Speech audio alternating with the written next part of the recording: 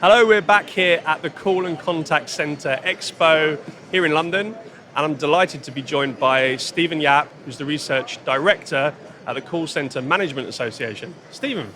Hello, Tom. How are you? I'm really good. Have you had a good day? I've had an excellent day. Well, Thank you so much going. for bringing me to the sofa, and a very lovely sofa it is too. Yeah, I could spend the rest of the day here. To be honest, people have been eyeing up the sofa. It's quite relaxing. Good to snooze on maybe if people get a bit tired late in the day. Yeah. Stephen, first of all, for those that are joining here on the Iris Pod, maybe tell us a little bit about what you do, what the Call Centre Management Association does. Definitely. So I'll start with the Ccma, the Call Centre Management Association, or Ccma for short. We are the world's premier membership organisation for the contact centre industry. So we represent our members, contact centres across all sectors, different sizes, predominantly in the UK, but we also have a number of members coming from other parts of Europe. And we provide a number of different services, types of content, types of opportunities for our members. We provide networking opportunities, seminars, we provide coaching, we bring in external experts to come in and provide specific bespoke training courses. We are probably best known for our awards events. So two of the longest established awards events, the UK National Contact Centre Awards and the European Contact Centre Awards, which is happening, I'm not sure when the podcast is published, but it's happening on November the 23rd, which is next week as of when I'm sitting on the sofa. Don't worry, this is going live today. So fantastic. We will big fantastic. So it's happening, that's happening next week.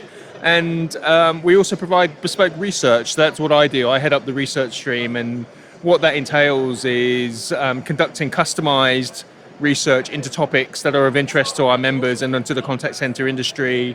Topics such as transformation, such as working patterns, hybrid working has been a big focus for us. Customer and agent experience has been a big focus for us. And it's a privilege for me to be able to work with many of the leading lights in both the contact center world as well as the technology world. Excellent. And then this is the place where they all come together and showcase all of these new innovations. Indeed. And it's actually really nice, before we dig into some of what's out here laid behind the camera, it's just really nice to see people back interacting face to face and doing business. But of course, your world is really over the telephone. How, not to make this a big COVID discussion, how did that world get blown up and change when the pandemic hit? Oh gosh, how long have we got? I'll try to be succinct. COVID has impacted, I think, every industry, has impacted every person in ways that we're still actually unpacking and getting to the bottom of. Not least of which was the contact center industry.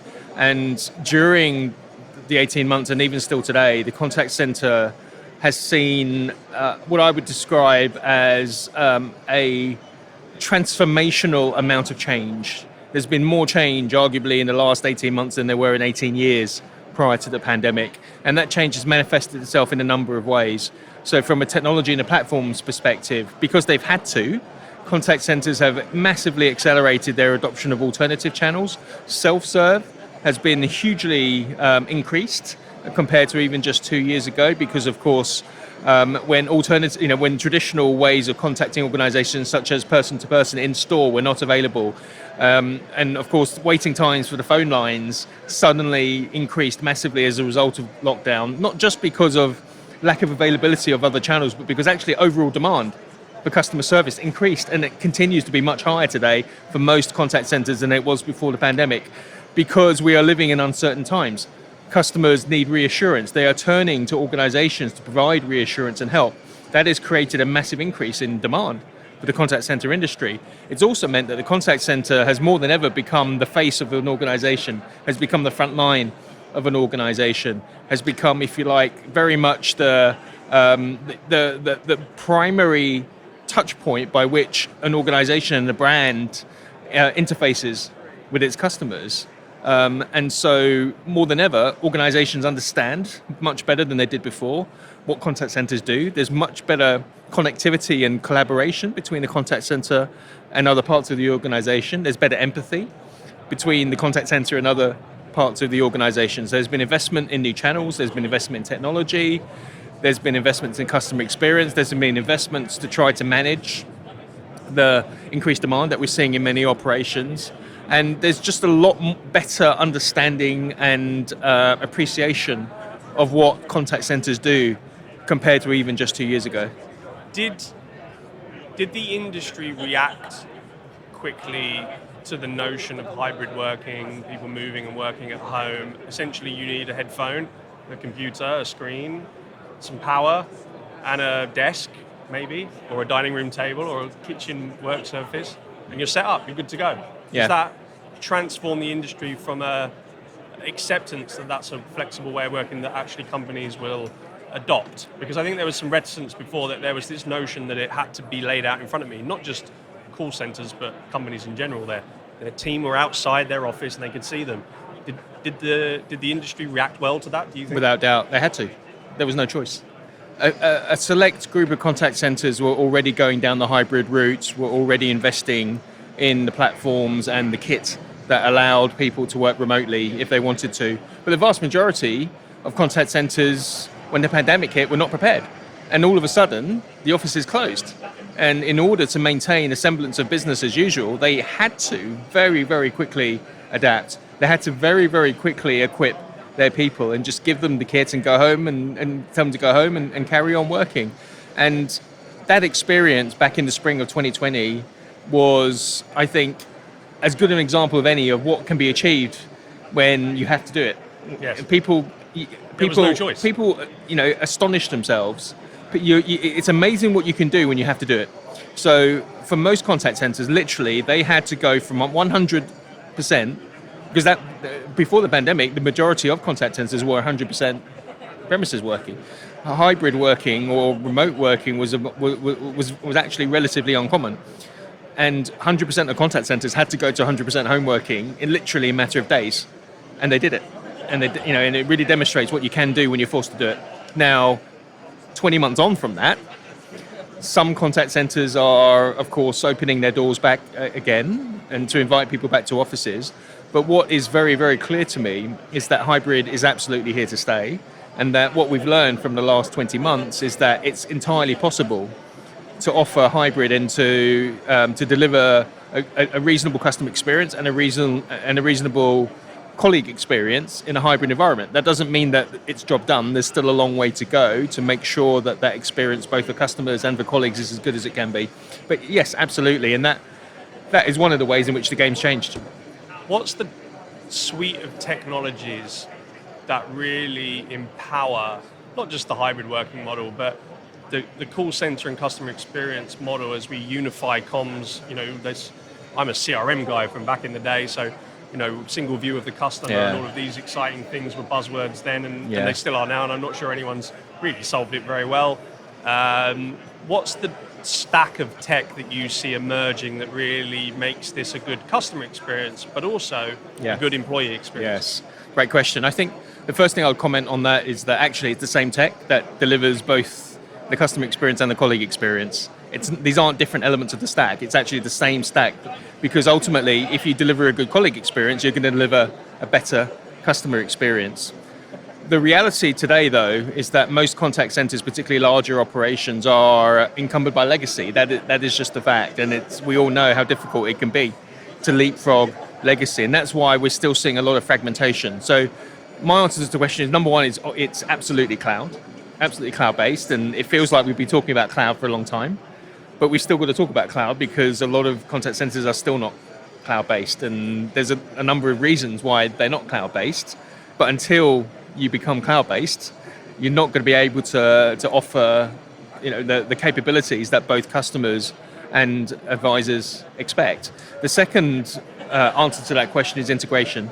And there's a real challenge at the moment with fragmentation, and one of the less desirable outcomes of the proliferation of new channels that we've seen since the pandemic, the increase of self-serve that we've seen since the pandemic. We've seen a lot of providers offering digital channels, for example.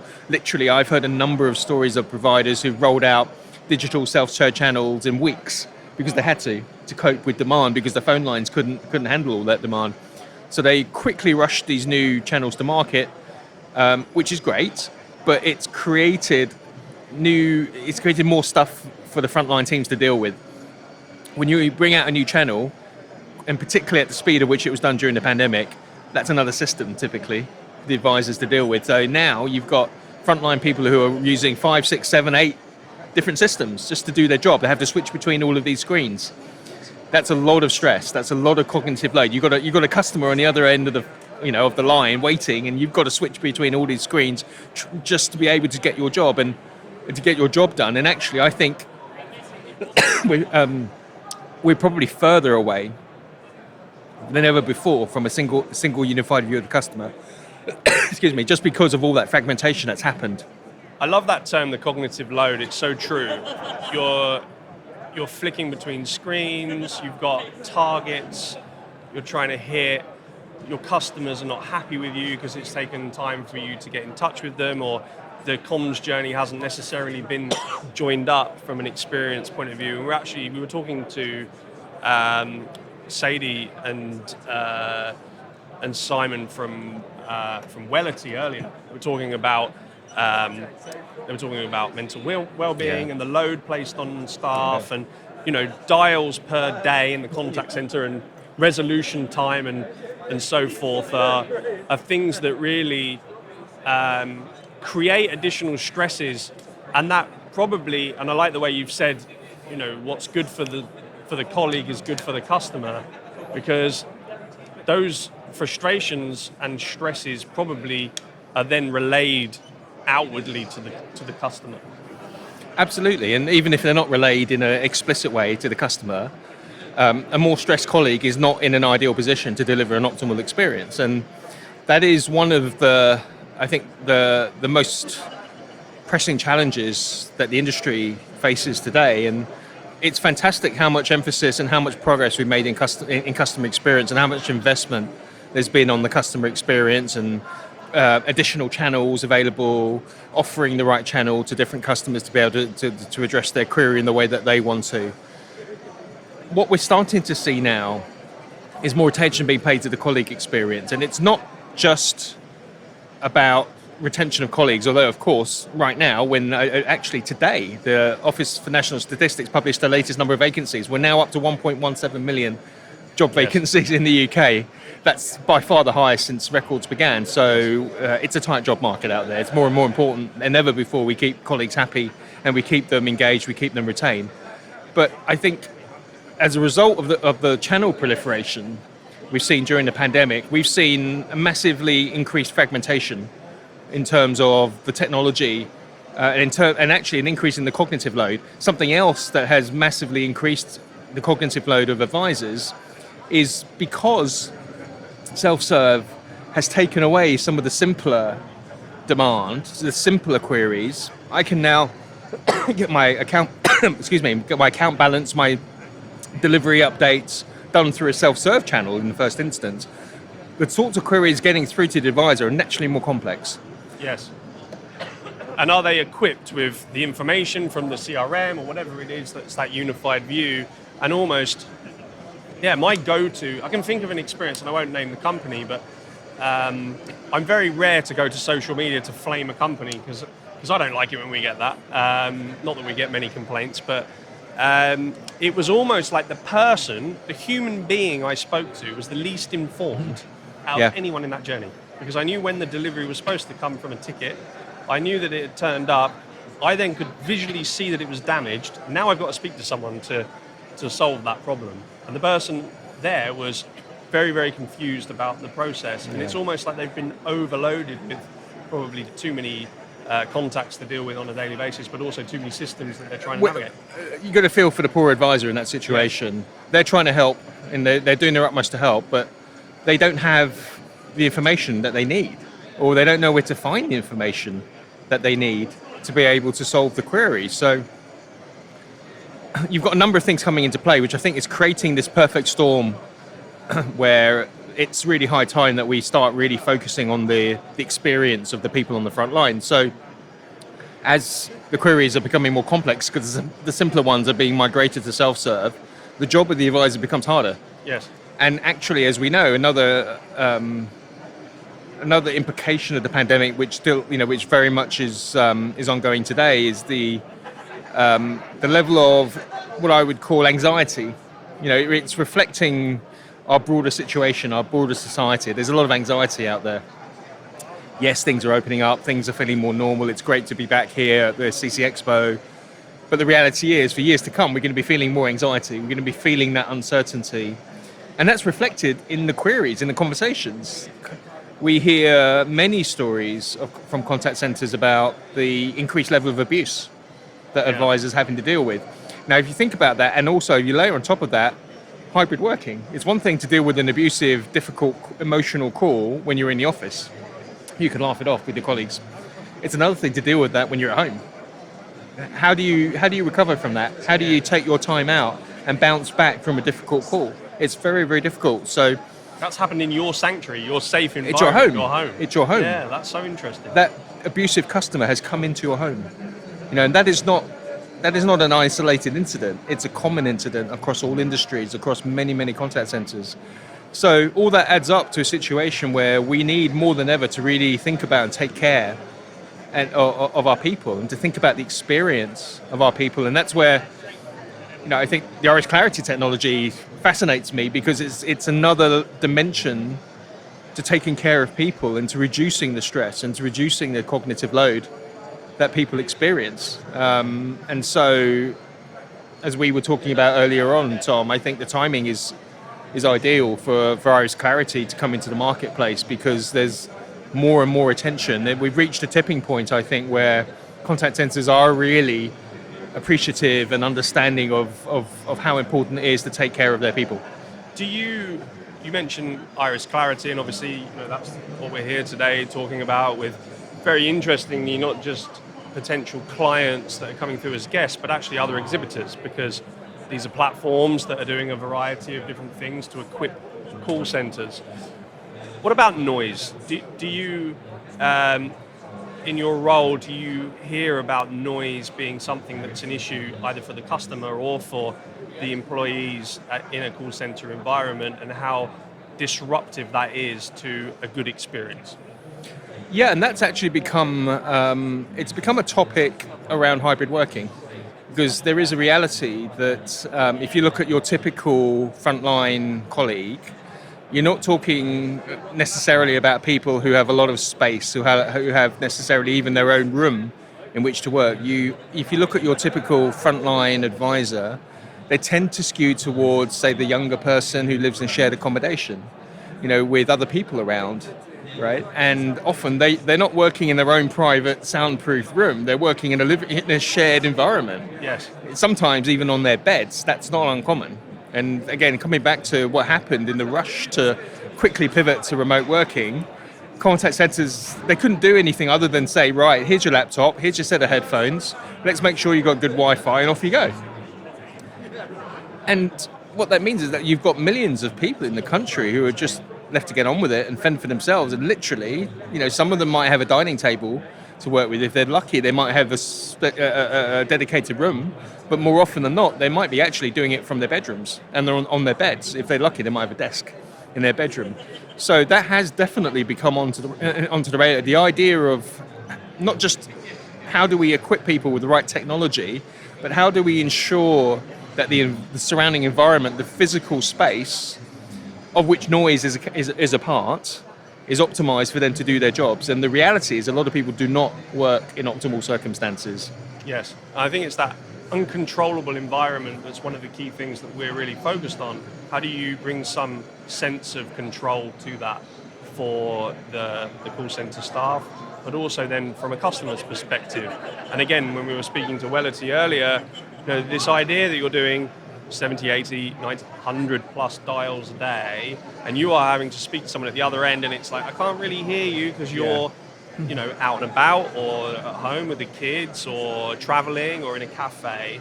That's a very fatiguing experience for a colleague that's then doing these dials a day. Yes, and I'm hearing more and more about sort of topics that are either directly or sort of adjacent to this idea. I read just literally yesterday about a piece of research that showed that actually younger people today are more and more likely to watch television with subtitles on. I saw the same. It was 4 in 5, I think. We're Yes, more likely yeah. to watch with subtitles. With subtitles on, because it makes for a better experience, because I think there's something to be said around modern television and movie sound mixes. It's actually quite, I don't know about you, I find it actually can be quite difficult to hear the dialogue. Yeah. I was just talking literally an hour ago with somebody here at Expo who's created, they're a tech provider who have created a voice. It's not just a voice to text, it's a voice to sign language automation technology. So in real time, they transcribe audio speech into sign language, which is delivered through an avatar, right? And that was pretty impressive, actually. And I think what we're seeing is momentum growing, this idea of improved accessibility. Yes. And an understanding that the traditional audio environment, which we've all become accustomed to, people of my age just never really thought, that anything else, or it doesn't really occur to you as suboptimal. It's only when you realize, actually, the average phone call is pretty noisy. Yes. Right? And imagine doing 100 of those a day, and the amount of stress and load that puts on you. I think, we're going to hear so much more from companies like yourself around improving accessibility, around making sure that both the customer and the contact center advisor is able to communicate with absolute clarity, whether it's voice, whether it's through text, whether it's through things like sign language, and to equip them with the tools that help them to do that. Is it, there's something about the psychology of breaking down barriers in a conversation.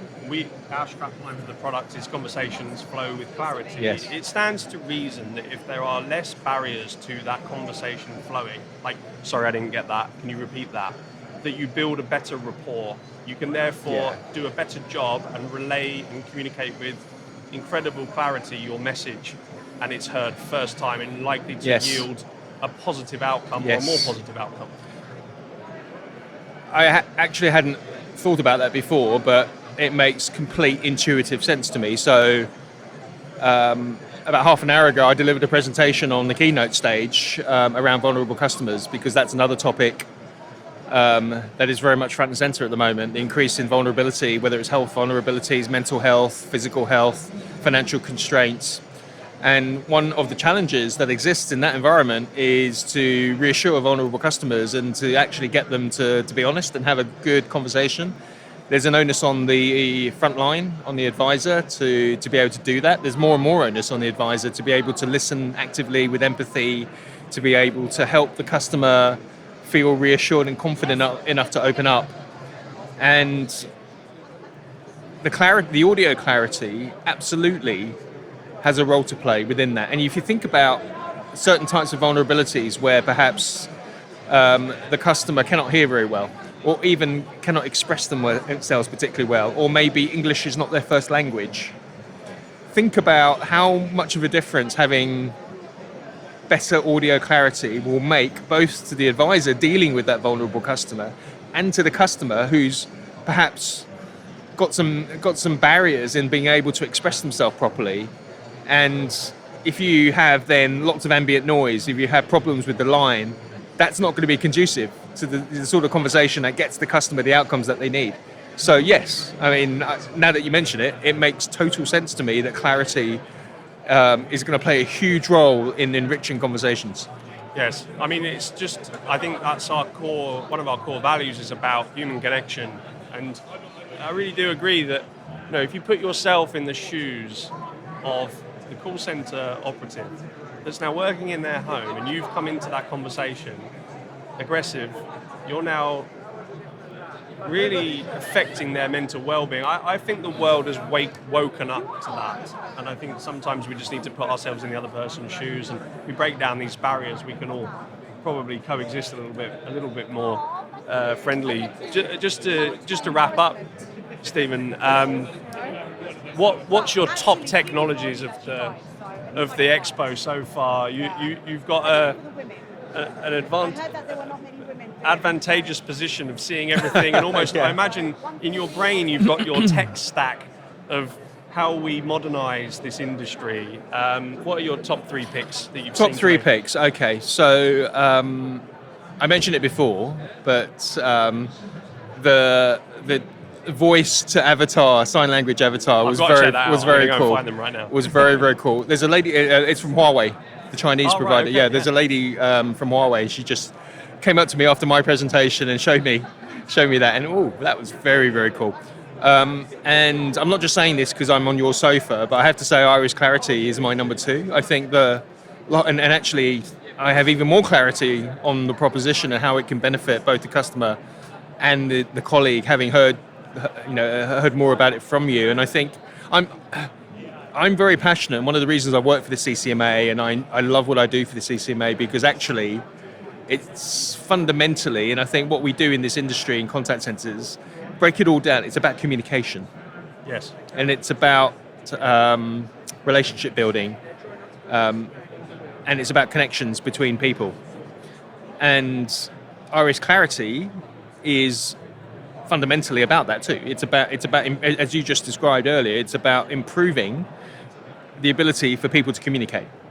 Exactly. And at a very fundamental level, I think that's extremely cool. Extremely cool. As simple as and the beauty is in the simplicity of it. But I think it goes well beyond sort of noise cancelling technologies, and it's much more about, as you say, helping the customer and the customer-facing colleague to have a richer conversation, and Yes. Nothing could be more powerful than that, in my opinion. Number 3, it's not actually from the show, but one of the things that really attracted my attention in recent months was a chatbot. Not a customer chatbot, but actually an advisor chatbot. It was built by an advisor. Really? So one of the organisations that I interviewed actually talked to me. Actually, I talked to one of their team leaders who had just been promoted to a team leader, and when he was still an advisor, he built a chatbot because he realised. I could talk for another 30 minutes on this, but a lot of the challenges that contact centres face dealing with their customers, they also face dealing with their advisors. So just as customer demand has increased, demand from advisors has increased. If you now imagine you have all these people working from home, all the questions and challenges that throws up, contact centres have also got to manage their own internal demand. Yeah. Actually, and it's their own internal wiki of helping each other. Yeah, exactly. How do you figure out that answer to that problem? Exactly that. And in this organisation and for this particular advisor, he noticed that a lot of the same questions kept coming up in Microsoft Teams.